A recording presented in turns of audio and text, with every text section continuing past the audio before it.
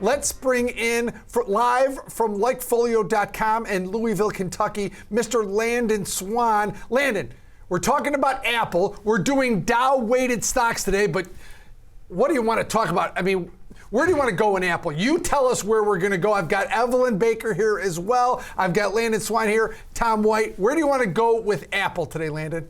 You know, it's crazy. It wasn't that long ago we were talking about the first company to cross that $1 trillion mark. Yes. Apple's now at $1.3 trillion. It's just blown past it. It's 30% higher. It's absolutely insane how well this company's done over the last little bit. And, you know, we like to look at it.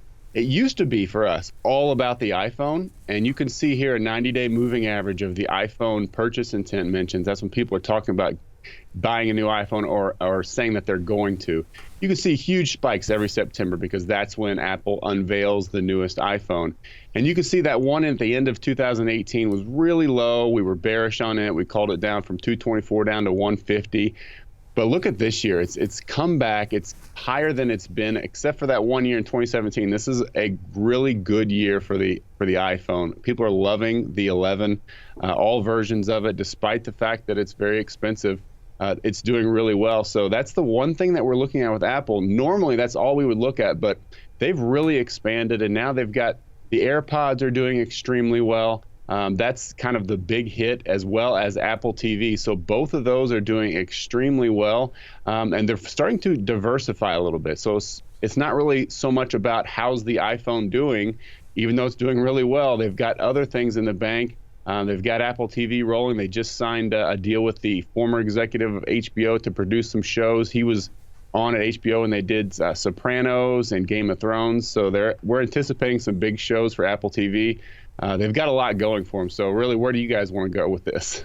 Yeah, and Landon, I looked at that. It seemed like, especially with the iPhones, the consumer sentiment on that you guys track really dipped hard after the initial burst in that iPhone 11. It seems like people were waiting and waiting to upgrade. They finally did. I'm waiting until 2020 this year till that 5G phone comes out. And I've heard that in China, sales of the iPhone are really starting to dip after that initial burst. Your data is reflective of that too, but the stock price still keeps on ignoring all that stuff and going higher, and it's really overbought on a technical level. Do you guys see that becoming a concern, moving into the quarterly results at the end of January? Somewhat. So, yes, it's going to go down. The moving average is going to go down because it's going to spike tremendously on that keynote. But don't only look at the height of that bar, of that line. Also look at the width, because, if you look at that big spike in 2017, it was really quick and it came back down and then it started to fall.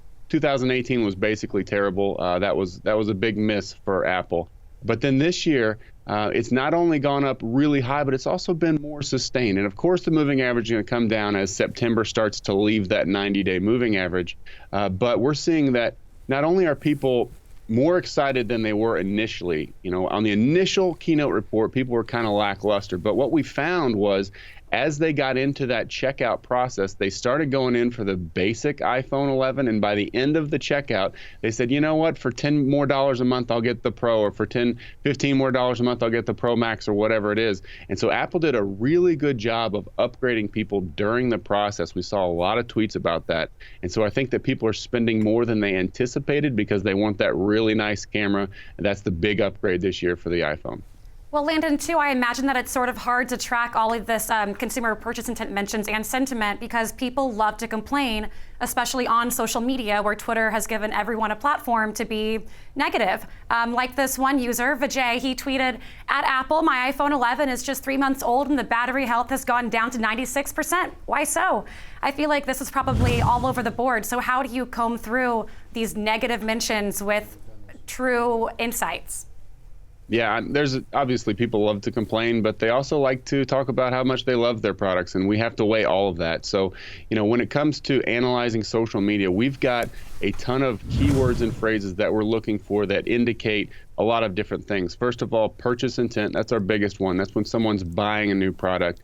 And then we also look for positive and negative words, and we analyze those and weigh those against each other. And overall, Apple's doing really well. I think it's in the mid 60s as far as percentage of people who are positive versus negative. So about 2 out of every 3 people who are talking positively. And when it comes to things like Apple TV, on the day that they announced that launch, they were up in the 98% range. So people are really, really anticipating Apple TV launch. They're doing really well with that. And so excited about that. We think that they're going to do well. I think it's $5 a month, something like that. And they're going to come out with some really big shows, or at least that's anticipated. So it's tough to comb through it all, but we've got algorithms for all that. We do a pretty good job at it. 96%, and VJ's complaining? Dude, what is he doing? Only 3 months old, though, so I kind of see where he's coming from. Yeah, but 96%.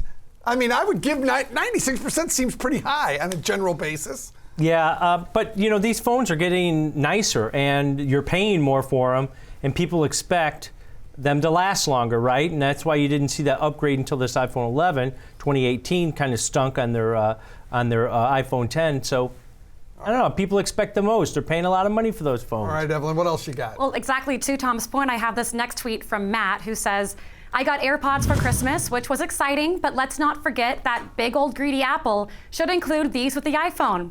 Apple is basically just an abusive, hot, significant other who doesn't want to be exclusive, but you just can't quit them. Ouch! Hashtag love you. Whoa! I feel like Matt here, like a lot of us, hates how much he loves Apple, this expensive luxury brand that for a lot of us has become a staple product of our lives. I mean, that's not so bad for the company, right, Landon? I tell you what, they've got a very, very loyal fan base. People don't switch from Apple to Samsung or Galaxy very often. I think it goes more the other way around, at least in the U.S.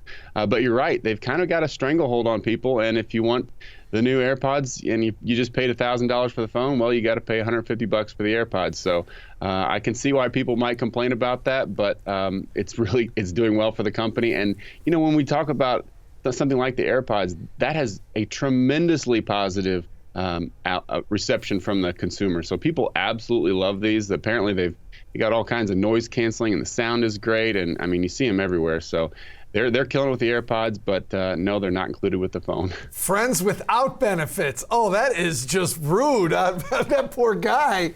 Those things, the noise canceling does work pretty well on them. And Landon mentioned $150 extra for that. Those are the old ones, right? No, the new ones are higher. The old ones were about $1.50. The AirPod Pros are $250. Right. Yeah, $250 right. is what and I paid. Sold out, by the way, right? Yeah, people love them.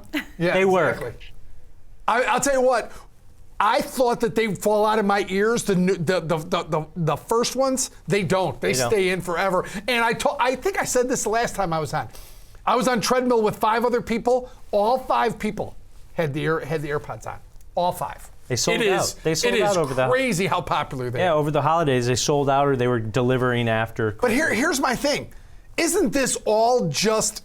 Isn't it even? I'll bet you some of this rally is even the look to 5G. Because when 5G coming, everyone's going to get a new iPhone then, right? Yep. I mean, you could talk about a turnover in gargantuan numbers when 5G comes out. They said 60 to 70% of the people will want to upgrade immediately. Yeah. Those are big numbers. Yeah, big numbers. So, Landon Swan, we're going to say goodbye to you. Thank you for coming on, co-founder of LikeFolio.com. Have a great day, buddy. Thanks for coming on as always. Thanks a lot. Happy New Year.